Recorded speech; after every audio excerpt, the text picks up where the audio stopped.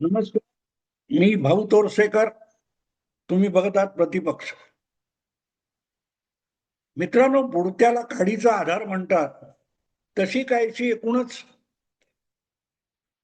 बातम्यांची, बातमीदारांची आणि माध्यमांची अवस्था झालेली आहे. पुढली 3 वर्ष कुठलीही महत्वाची निवडणूक नाहीये आणि त्यामुळे सनसनाटी माजवण्यासाठी राजकारणातल्या ज्या घडामोडी असतात त्या घडामोडी दाखवण्यासाठी आवश्यक असलेलं काहीही घडत नाहीये. त्यामुळे काहीतरी चिरकुट घडलं तरी बघा बघा बघा असा ओरडाआरडा चालू करणं, या पलीकडे माध्यमांकडे काहीही उरलेलं नाहीये.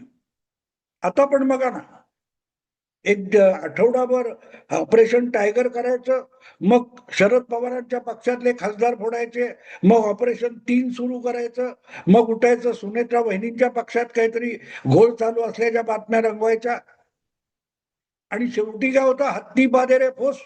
एवढा मोठा हत्ती, पण तो पादला तरी काही ऍटम बॉम्ब सारखा आवाज येत नाही, फटाक्याचा आवाज पण येत नाही, आवाज येतो फुस. आणि त्यामुळे या सगळ्या बातम्या लागोपाठच्या आपण बघतोय त्या फुस होतात. पण सवयीचा एक भाग असतो ना, सवयीची लाचारी असते. आपल्याकडे काहीतरी खास आहे आणि याकडे लक्ष दिलं पाहिजे, आता हे लक्षात घ्या, आपण हे लक्षात घेतलं पाहिजे असं सांगायची चटक लागलेला जो वर्ग आहे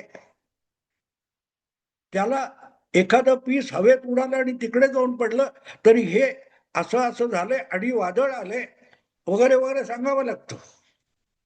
आणि त्यामुळे कोणतरी कधी नाव न ऐकलेला एक सच्चिदानंद सिंह किंवा असा कोणतरी आहे जो अजितदादांच्या राष्ट्रवादी पक्षाचा राष्ट्रीय सचिव वगैरे काहीतरी आहे, त्याने एक पत्र पाठवलं.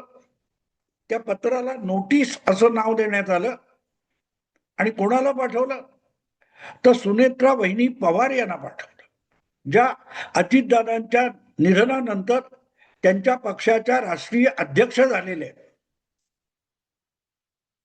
अशा सुनेत्रा वहिनींना कोणीतरी एक कधी न ऐकलेला सिंह नावाचा माणूस एक पत्र पाठवतो आणि सुनेत्रा वहिनींची जी राष्ट्रीय अध्यक्ष म्हणून निवड झाली ती निवड पद्धतीप्रमाणे, शिष्टाचाराप्रमाणे घटनासंमत नाही असा दावा करतो.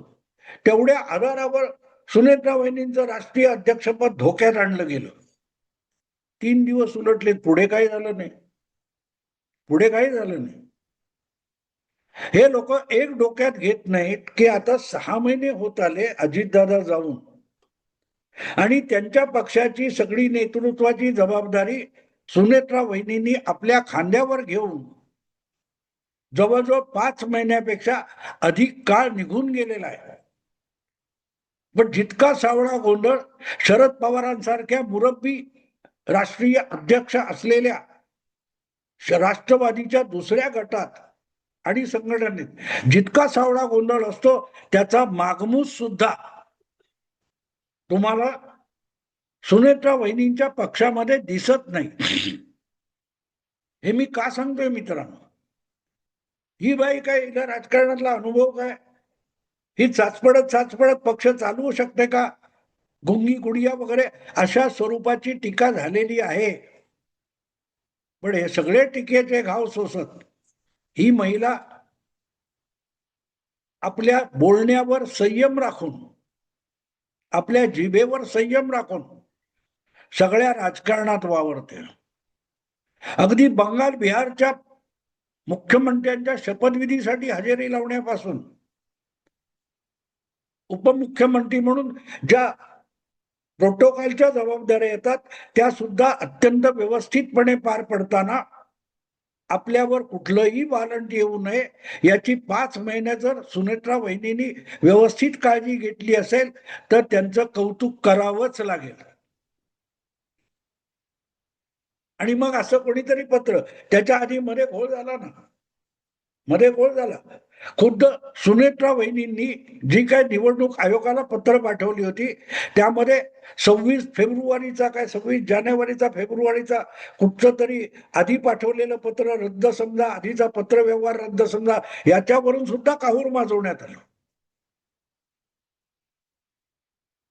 रोहित पवार जे शरद पवारांच्या गटातले एक बंडखोर उथळ आमदार आहेत, ते काहीतरी कंडी पिकवणार की सगळा मीडिया त्याच्या मागे धावत सुटतो. पटेल आणि तटकरे पक्ष काबीज करायला निघालेले आहेत आणि तुझ्या पक्षाची अवस्था बघते नाही होत. पण असो, ह्या असल्या भोरट्यांना असल्या गोष्टी पण पुरतात. 10-15 दिवस उपाशी ठेवलेल्या माणसाला खरकट सुद्धा पक्वान्न वाटतं, त्यापेक्षा वेगळी गोष्ट नाहीये. आणि म्हणून तटकरे आणि पटेल हे अजितदादांचा पक्ष काबीज करायला निघालेत. पटेलांना अध्यक्ष व्हायचंय. अगदी राज ठाकरे सुद्धा त्यावर प्रतिक्रिया देऊन मोकळे झाले. अरे, मराठ्यांचा आणि महाराष्ट्रातला एक प्रादेशिक पक्ष आहे, त्याचा अध्यक्ष पटेल नावाचा असू शकत नाही, एवढं समजण्या इतपत प्रफुल्ल पटेलांना अक्कल आहे. अगदी पक्षाने करायचं ठरवलं तरीही प्रफुल्ल पटेल एक मताचा तो प्रस्ताव फेटाळून लावतील, कारण त्यांना माहितीये की आपल्या नावाने राष्ट्रवादी नावाचा मराठ्यांचा मानला जाणारा पक्ष चालू शकणार नाही. हे समजणे इतकी अक्कल प्रफुल्ल पटेलांना आहे आणि तटकरेंना सुद्धा आहे. त्यामुळे ते पक्ष काबीज करतील वगैरे वगैरे हा खोळाचार आहे. आणि दुसरी गोष्ट, अशा सगळ्या वादळ आणि वावटळीतून 5 महिने पक्ष चालवल्यानंतर सुनेत्रा वहिनींना राजकारण कळायला लागले हो. अगदी नवख्या नाहीयेत. घरातच राजकारण, माहेरी आणि सासरी दोन्हीकडे राजकारण होतं. आणि या पार्श्वभूमीवर जेव्हा हे कोण सच्चिदानंद सिंह वगैरे त्यांनी पत्र पाठवलं, तर त्यामुळे अध्यक्षपद उद्या धोक्यात येत नाही. असल्या गोष्टी सांगणारे किंवा असल्या कपोलकल्पित कायदेशीर गोष्टी सांगणारे असीम सरोदे किंवा उल्हास बापट यांच्या सल्ल्याने सुनेत्रा वहिनी आपला पक्ष चालवत नाहीत. अजितदादा आपल्या काकांना धक्का देऊन अख्खा पक्ष आपल्या कब्जात घेऊन गेले. ते काय बापटांच्या आणि सरोदेंच्या सल्ल्यावर नाही. अशा सगळ्या घटनात्मक कायदेशीर जंगलातून वाट काढायची, तर त्यासाठी अत्यंत हुशार, मुरब्बी आणि चतुर वाटाड्या लागतो. आणि तसे वाटाडे बापट किंवा सरोदे नसतात, हे पहिलं लक्षात घ्या. आणि म्हणून अजितदादांच्या आकस्मिक निधनानंतर आता 6 महिने होत आले, तरीही त्यांच्या पक्षामध्ये जितक्या बातम्या उठवण्यात आल्या, वावड्या उठवण्यात आला, तेवढी काहीही गडबड होऊ शकली नाही. आणि त्याचं कारण सरळ आहे की आपला पक्ष चालवताना, आपलं राजकारण करताना, आपले निर्णय घेताना उद्धव ठाकरे जसे सरोदे किंवा बापट यांना जगातले सर्वात मोठे कायदे पंडित मानतात, तसं सुनेत्रा वहिनी अजिबात मानत नाहीत.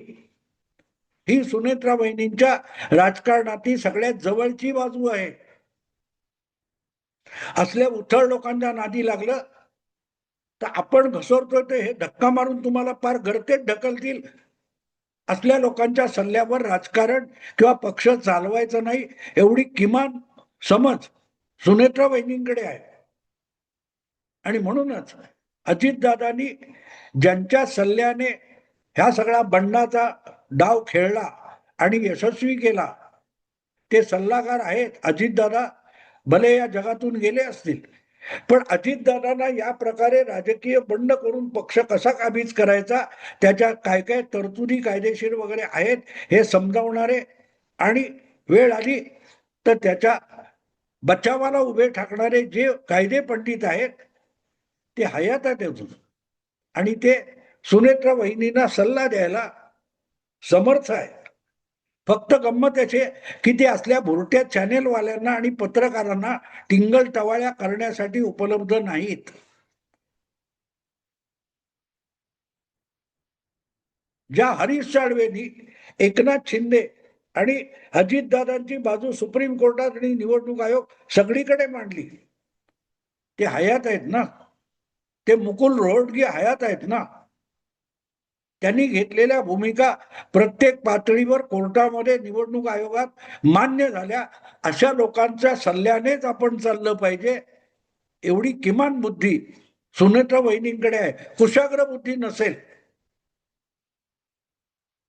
पण ज्यांचा सल्ला सतत योग्य ठरतो आणि कितीही कायद्याच्या अडचणी उभ्या राहिल्या तरी त्यातून मार्ग निघू शकतो, हा अनुभव अजितदादांच्या गाठीशी होता. आणि म्हणूनच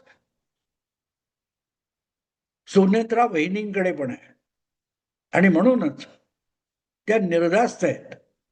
हे असलं काहीतरी एक पत्र आलं की त्याला नोटीस म्हणायचं. जे पत्र आहे, पत्र आहे ते पक्षाच्या एका सामान्य कार्यकर्त्याने किंवा पदाधिकाऱ्याने पक्षाच्या अध्यक्षाला, सचिवाला पत्र लिहिलं, त्याला नोटीस म्हणत नाहीत, त्याला अपेक्षा व्यक्त करणारं पत्र म्हणतात. पण आम्हाला खळबळ वाजवायची की लगेच एक नोटीस आली आणि अध्यक्षपद धोक्यात. मुद्दा असा आहे मित्रांनो, की हरीश साळवे किंवा मुकुल रोहटगी यासारखे खंदे वकील अजूनही आहेत, कार्यरत आहेत. आणि म्हणूनच अजितदादांचा अंत्यविधी चालू असताना जी सुनेत्रा वहिनी आणि अमित शहा यांची भेट झाली, त्यानंतरच्या काळात तटकरे, प्रफुल्ल पटेल, पार्थ पवार आणि मुख्यमंत्री देवेंद्र फडणवीस यांच्यामध्ये सतत संपर्क आणि चर्चा चालू आहे. त्याच्यासमोर असले कागदपत्र आणि नोटिसा टिकत नसतात.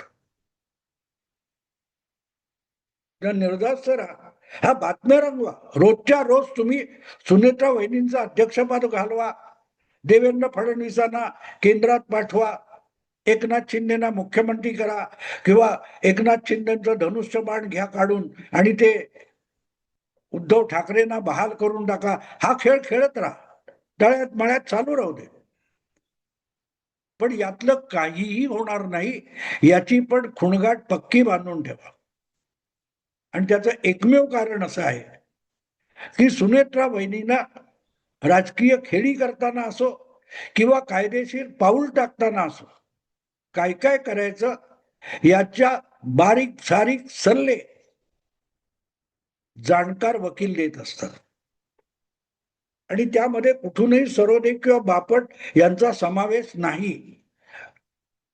त्यामुळे सुनेत्रा वहिनींच्या राजकारणाला आणि राजकीय भविष्याला कुठलाही धोका असू शकत नाही. कारण सुनेत्रा वहिनी आपल्या जवळपास उल्हास बापट किंवा तुमचे असीम सरोदे आहेत यांना फिरकू देत नाही, फिरकू देत नाही. असो मित्रांनो, आता थांबतो. आवडलं लाईक करा, शेअर करा आणि प्रतिपक्षाला सबस्क्राईब करा. नमस्कार.